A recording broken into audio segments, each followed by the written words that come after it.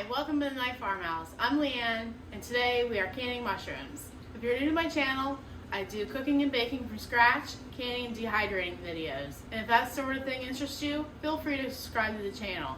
If you find value in this video, please hit the thumbs up. It helps my channel grow and I sure do appreciate it. I love canning mushrooms just because it's shelf stable and I can have them ready at any time. If you've seen the prices of canned mushrooms at the store lately, this way is even cheaper to do it. And if you ever tasted home canned mushrooms versus a tin can you get at the store, you'll never go back. So let's get started, shall we? I would like to advocate food safety handling on my videos. So here's a tip. You want to wash your sink before you put food in it. I know that might be common sense to most people, but some, not so much. Especially the people that wash their chicken in their sinks, it might cause more harm than good by doing that. So please use hot soapy water and scrub that sink clean.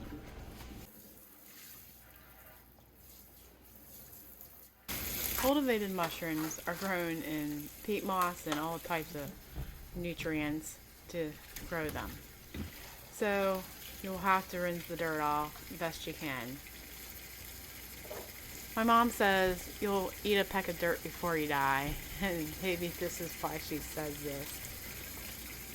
I'm using the directions that are found in the manual that came with my pressure canner. They are exactly identical to the ones that you will find in the ball book and the website for the National Center for Food and Preservation.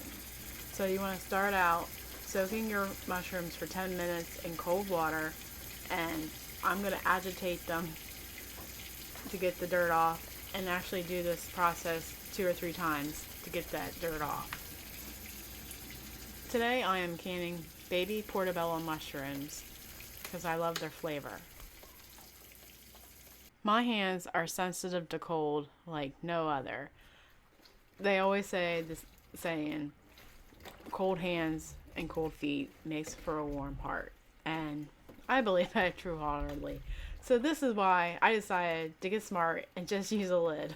That way my hand is not in the cold water the whole time, agitating these mushrooms.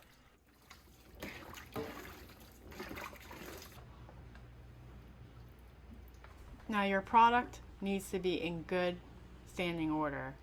No brownness, so that needs chopped off, my friends. And that's my favorite part about canning. Not really, it's my least favorite. Is going through and being persnickety about how brown it might be or bad spots. That needs to come off.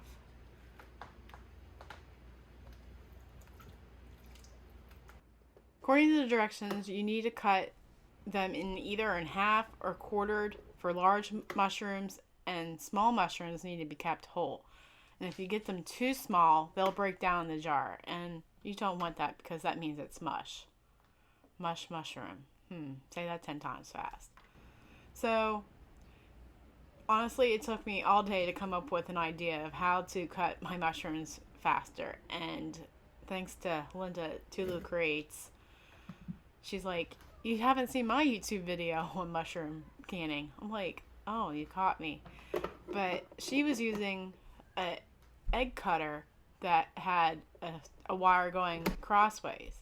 And I thought, oh, my vegetable chopper, it has a cross on its blade. So I'm going to stick with this from now on. This was a genius idea, and I was done cutting mushrooms in no time. I'm only going slow here just so you guys can actually see what I'm doing. These mushrooms are not too big and not too small. They look gorgeous, don't they? I just want to eat those. While you're cutting up your mushrooms, you need to start a pot of hot water. So when you're done cutting your mushrooms, it's going to be hot and ready for you just to drop those mushrooms in.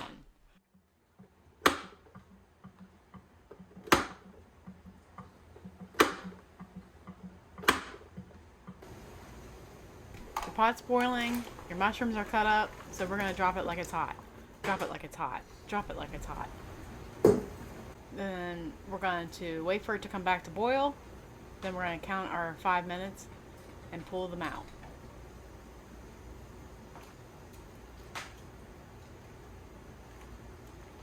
And while you're waiting for your mushrooms to come back to a boil, to blanch, you want to get your pot of hot water on that you'll pour over the mushrooms in the jar ready. And next you want to start getting your sink ready with hot soapy water to wash your jars and get your brush ready to scrub your jars. And I just leave my jars in there until I'm ready to use them. That way they do stay hot. No need to put them in the oven or anything else like that.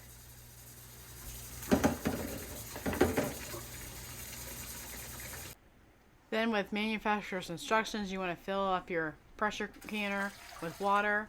And my pressure canner is a Presto, so I'll be putting 3 quarts of water in it.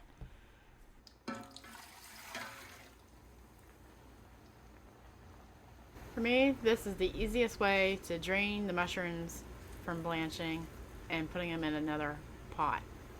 So I have rubber gloves on for protection, and I just use a colander to pull those mushrooms out and get them into a big bowl.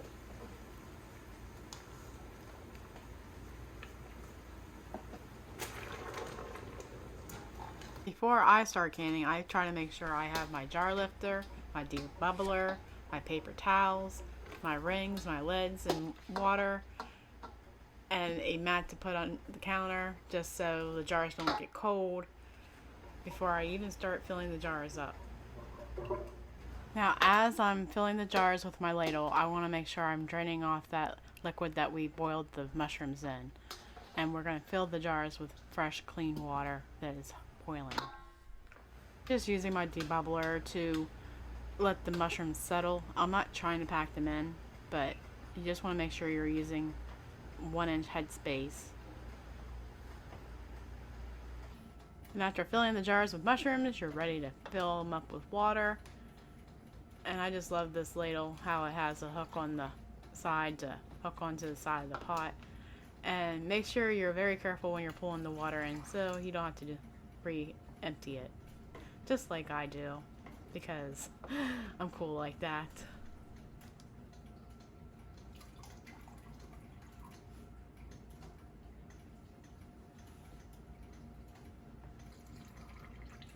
I zoomed in on this jar just to show you the importance of debubbling vegetables. See how much air I'm getting out of that? And if you don't do this properly, you will have siphoning.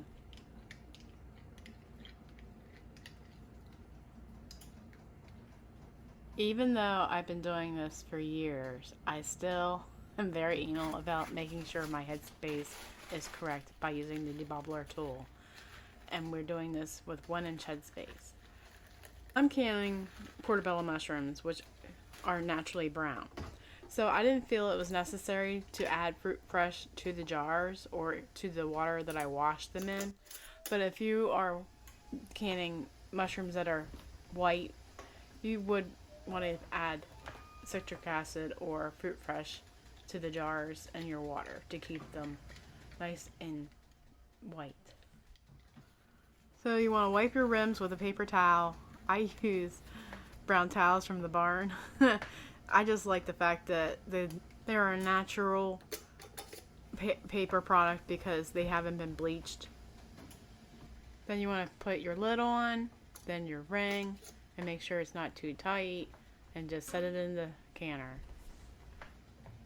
Then put your lid on and let the steam come out the spout for at least 10 minutes before you put the weight on. I set my stove at medium-high heat to get the water steaming and boiling. And then you want to gradually bring that temperature down after you get that weight on. I'm using a 3-piece weight on my pressure canner. I don't go by the gauge anymore, especially after 2 years of it not running right.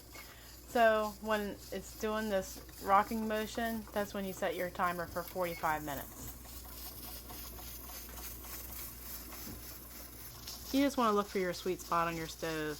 This is where my stove hits it, right below 2 and between 3.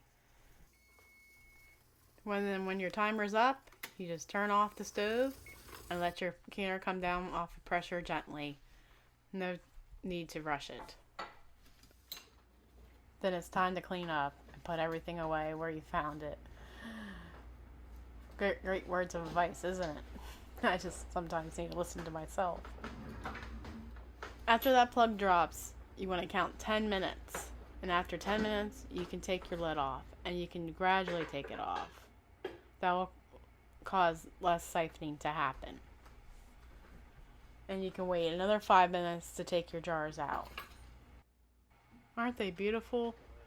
You just want to make sure you don't put them directly on a cold counter, especially this time of year. I think it's supposed to get down to below 0 this night. I'm sure you noticed that white film on my jars. That's just from having hard water. And when I wash them up tomorrow, I'll use vinegar in the soapy water, and that will help get the jars clean again. I'd rather not put vinegar in my canner just because it will shorten the life of my rings.